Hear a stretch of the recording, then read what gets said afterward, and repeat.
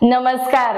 आजच्या व्हिडिओमध्ये आपण बघणार आहे कंबरदुखी. आजकाल बघा बहुतांश लोकांना कंबरदुखीचा प्रॉब्लेम असतो. कंबर दुखायला लागले की ते हॉस्पिटलला जातात, डॉक्टरांना दाखवतात, मग डॉक्टर त्याच्यावरती गोळ्या देतात, काही आराम करायला सांगतात. 10 ते 15 दिवस झालं, गोळ्या संपल्या की परत कंबर दुखायला लागते. आजच्या व्हिडिओमध्ये असा काही उपाय बघणार आहोत की जेणेकरून मुळापासून कंबरदुखी थांबेल आणि परत तुम्हाला हॉस्पिटलला जावे लागणार नाही. त्यामुळे व्हिडिओ एकदा शेवटपर्यंत नक्की बघा. शेवटी काही महत्त्वाच्या टिप्स देणार आहे.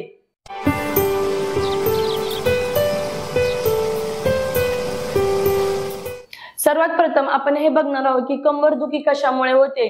सगळ्यात पहिलं कारण बघा, जेव्हा आपण मोबाईल घेऊन बसतो किंवा ऑफिस मध्ये लॅपटॉप वरती बसतो त्यावेळेस काय होतं बघा, एकाच जागी आपण जास्त वेळ बसतो आणि पूर्ण आपल्या मानेच्या ह्या भागापासून ते ह्या भागामुळे पूर्ण त्या रेषेमध्येच असं पेन व्हायला लागतो. तो भाग पूर्ण असा दुखायला लागतो जास्त वेळ एका जागी बसल्यामुळे. दुसरं कारण, झोपताना आपण कशी वाकडे तिकडे झोपतो, व्यवस्थितरित्या झोपले न गेल्यामुळे देखील कंबर दुखते. तिसरं सगळ्यात महत्वाचं कारण आहे बघा, आपण काही ओझं उचलला, काहीतरी उचलला, खाली वागतो त्यावेळेस आपल्या या भागामध्ये जास्त भार पडतो आणि आपली कंबर दुखायला लागते. सगळ्यात महत्वाचं हे कारण आहे. चौथं कारण, आपल्या शरीरामध्ये वात आणि कफ वाढल्यामुळे देखील कंबरदुखी होत असते. ही काही त्याची कारणे आहेत. याच्यावरती उपाय म्हणजे कोणती योगासने केली पाहिजे ते आता आपण स्टेप बाय स्टेप बघूयात. सर्वात प्रथम, कोणती पण योगासने करताना आपली बॅक साईड आहे ती पूर्ण सरळ ठेवायची, ताठ ठेवायची. सर्वात प्रथम या पोझिशन मध्ये यायचे, पाय पूर्ण या पोझिशन मध्ये ठेवायचे. दोन्ही पण आपले जे हात असतात ते इंटरलॉक करायचे आणि पूर्ण पायाच्या खाली टाकणे. या पद्धतीने मी तुम्हाला जेव्हा सांगत आहे की या आसनाच्या स्थितीमध्ये थांबा, त्यावेळेस काय होत असते बघा, त्याचा आपल्याला जास्त फायदा होतो. त्यावेळेस मी तुम्हाला सांगत आहे की या आसनामध्ये थांबा, त्यावेळेस बघा थांबणे. स्टेप बाय स्टेप व्यवस्थित बघा. या पद्धतीने थांबणे, थोडा वेळ या स्थितीमध्ये थांबणे, त्यानंतर पूर्ण खाली, त्यानंतर पूर्ण वरती, थोडा वेळ थांबणे. थांबल्यानंतर काय होत असतं बघा, त्या आसनाचा आपल्याला भरपूर फायदा होतो. या भागामध्ये पूर्ण प्रेशर यायला चालू होत असते. जेव्हा जेव्हा तुम्ही माझ्या बरोबर करत असाल तेव्हा तेव्हा तुम्हाला समजेल. त्यानंतर पूर्ण डाऊन, पूर्ण अप, वरती घेणे. तुम्ही माझ्या बरोबर करत असाल तर तेव्हा समजेल बघा, मांड्यांमध्ये आपल्या कंबरदुखीला किती आरामदायी आहे बघा. हे स्लोली खाली, त्यानंतर पूर्ण वरती, या पद्धतीने स्लोली डाऊन. या पद्धतीने करणे बघा. करायला एकदम सिंपल आणि साधा आहे, परंतु त्याचा फायदा खूप सारा आहे. यानंतर आसन दुसरे बघा. दुसऱ्या आसन मध्ये काय करायचे, आपली बॅक साईड पूर्ण ताठ ठेवायची बघा. हात आपले इंटरलॉक करायचे आणि आपल्या गुडघ्याच्या खाली टाकायचे बघा. स्लोली स्लोली या पद्धतीने, आणि स्लोली स्लोली आपण खाली वाकणे. जेवढं आपल्याला खाली वाकता येईल तेवढं वाकणे.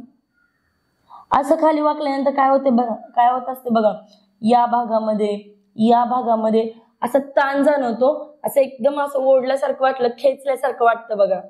त्याने देखील आपल्या कंबरदुखीला आराम मिळतो. पूर्ण थांबणे, थोड्या वेळ या स्थितीमध्ये थांबणे.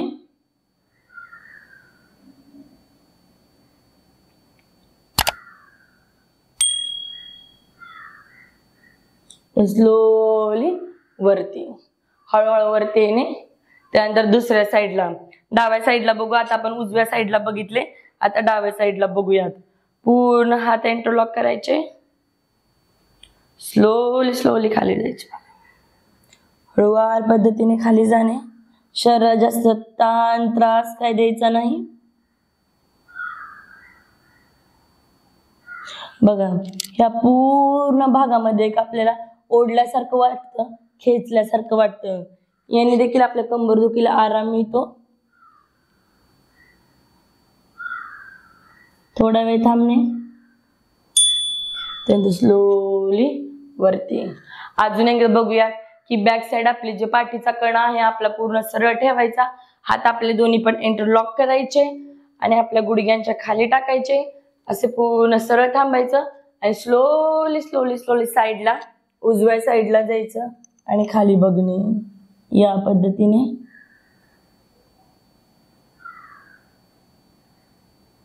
त्यानंतर वरती येणे. त्यानंतर डाव्या साईडला बघा, या पद्धतीने स्लोली खाली जाणे, हळूवार खाली जाणे.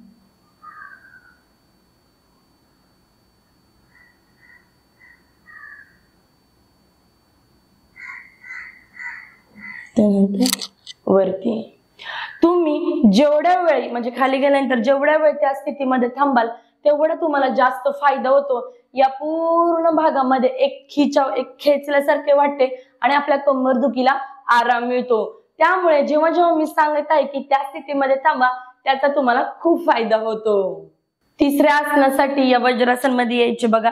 पूर्ण वज्रासन मध्ये आल्यानंतर काय होतं, वज्रासन मध्ये पाय थोडेसे जुळलेले असतात, परंतु पाय थोडेसे अंतर ठेवायचं पायामध्ये, याचा तुम्हाला फायदा होतो बघा. त्यानंतर स्टेप बाय स्टेप कशी दाखवायचे या पोझिशन मध्ये दाखवले तुम्हाला काय होईल, व्यवस्थित दिसेल. त्यानंतर स्लोली हात वरती करणे आणि उजव्या साईडला जाणे. आपला जो उजवा पाय उजव्या साईडला जाणे, थोडेसे खाली वाकणे या पद्धतीने आणि थोड्या वेळ या स्थितीमध्ये थांबणे. या स्थितीमध्ये थांबल्यामुळे काय होते बघा, आपला पाठ, आपली कंबर, कमरेच्या खालचा भाग या सर्व भागामध्ये असे खेचल्यासारखे वाटते. त्याने आपल्याला एक ताण निर्माण होतो, त्याने आपल्याला बरे वाटते बघा. थोडा वेळ थांबणे, त्यानंतर स्लोली वरती येणे अँड रिलॅक्स. सेम डाव्या बाजूला बघा. या पोझिशन मध्ये पूर्ण हात वरती, स्लोली स्लोली हळूवार पद्धतीने खाली जाणे. थोड्या वेळ या स्थितीमध्ये थांबणे.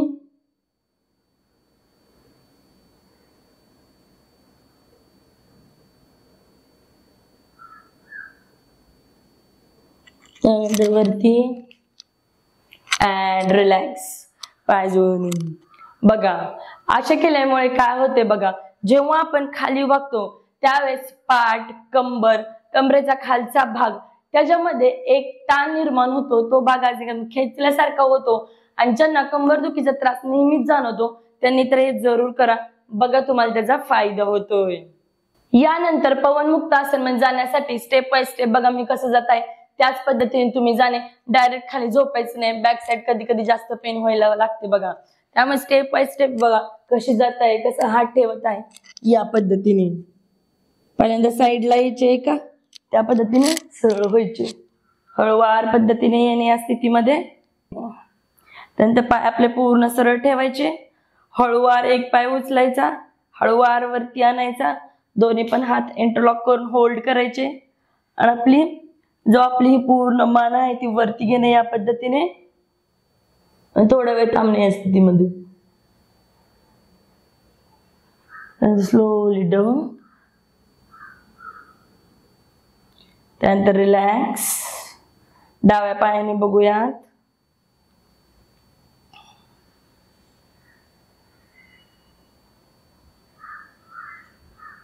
त्यानंतर रिलॅक्स.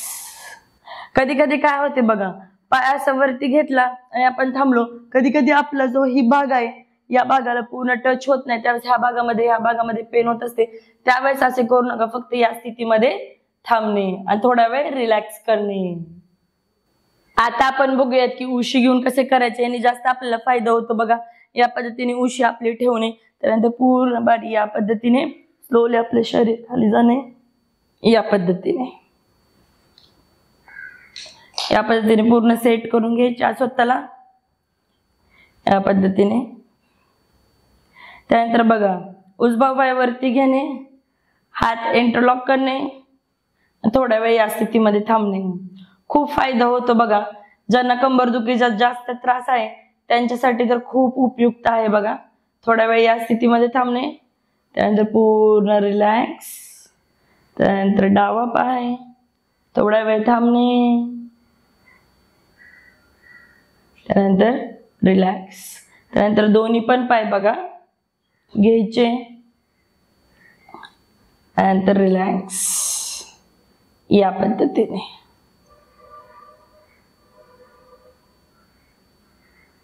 थोडा वेळ थांबणे अँड रिलॅक्स. असे तुम्ही करू शकता. यानंतर तुम्ही 5 ते 10 मिनिटं शवासन करू शकता. 5 मिनिटं शवासन करायचे, पूर्ण स्ट्रेचेस झाले की 5 मिनिटं शवासन करायचे. शवासन मध्ये डोळे झाकून 5 मिनिटं थांबणे, त्यानंतर शवासन झाल्यानंतर काय करायचे, एका साईडला यायचे आणि वरती यायचे. या पद्धतीने स्टेप वाईज स्टेप वरती येऊन बसणे. ही तर झाली काही योगासने. मी तुम्हाला कसे स्टेप वाईज स्टेप दाखवले आहे त्याच पद्धतीने करणे. मी ज्या वेळेस तुम्हाला सांगत आहे की त्या स्थितीमध्ये थांबणे, त्यावेळेस थांबायचं, त्याचा तुम्हाला जास्त फायदा होतो. ही तर झाली काही योगासने. त्याच्यावरती कंबरदुखीवरती काय आता आपण टिप्स बघणार आहोत. त्या टिप्स तुम्ही फॉलो केल्या की कंबरदुखीला आराम भेटेल. पहिली टिप, पहिल्यांदा काय करायचं, एक वाटी घ्यायची बघा स्टीलची, त्याच्यामध्ये 1 चमचा नारळाचं तेल टाकायचं. नारळाच्या तेलामध्ये 5 ते 6 लसूण आपल्या लसणाच्या पाकळ्या पूर्ण सोलून त्याच्यामध्ये बारीक करून टाकणे. हे तेल पूर्ण बारीक गॅसवर थोडेसे गरम करणे. थंड झाल्यानंतर काय करायचे बघा, कमरेवरती आपल्या पूर्ण शरीरावर त्याची मालिश करायची.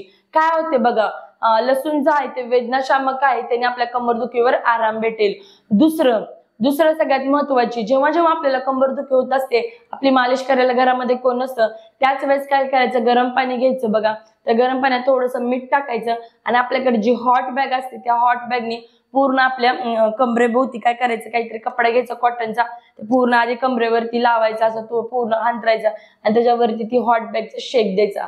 डायरेक्ट ते आपल्या त्वचेला टच करून द्यायचं नाही, त्याच्या आपल्या त्वचेवर म्हणजे त्वचा अशी लाल होणे, त्वचेवर पिंपल्स येणे असं होऊ शकतं. डायरेक्ट ती हीट त्वचेला आपल्या द्यायची नाही, मध्ये काहीतरी कपडा लावणे आणि त्यानंतर पूर्ण तो भाग, कमरेचा भाग शेकणे, त्याने देखील तुम्हाला आराम भेटेल. सगळ्यात महत्वाचं काय होतं, आपलं जसं वय वाढतं तसं कंबरदुखी होत असते, शरीरामध्ये कॅल्शियमची कमतरता असते. त्यामुळे तुम्ही जे पण अन्न खात असाल त्यामध्ये कॅल्शियम युक्त डाएट पाहिजे. मी सांगितलेली योगासने आणि ह्या टिप्स फॉलो करा. त्याचा तुम्हाला फायदा झाला की नाही हे कमेंट बॉक्स मध्ये सांगा. तसेच आपल्या अवतीभोवती, आपल्या सोसायटीमध्ये, आपल्या घरामध्ये ज्यांना तुम्हाला कंबरदुखीचा त्रास असेल त्यांना हा व्हिडिओ नक्की शेअर करा. एका व्हिडिओमुळे भरपूर जणांचा फायदा होतो. तुम्हाला हा व्हिडिओ कसा वाटला हे कमेंट बॉक्स मध्ये सांगा.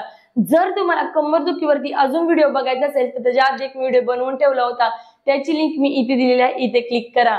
तर भेटूया मग नेक्स्ट व्हिडिओ मध्ये नवीन काही टॉपिक घेऊन. तोपर्यंत नेहमी हसत राहा, आनंदित राहा आणि सर्वात महत्वाचे निरोगी राहा. धन्यवाद.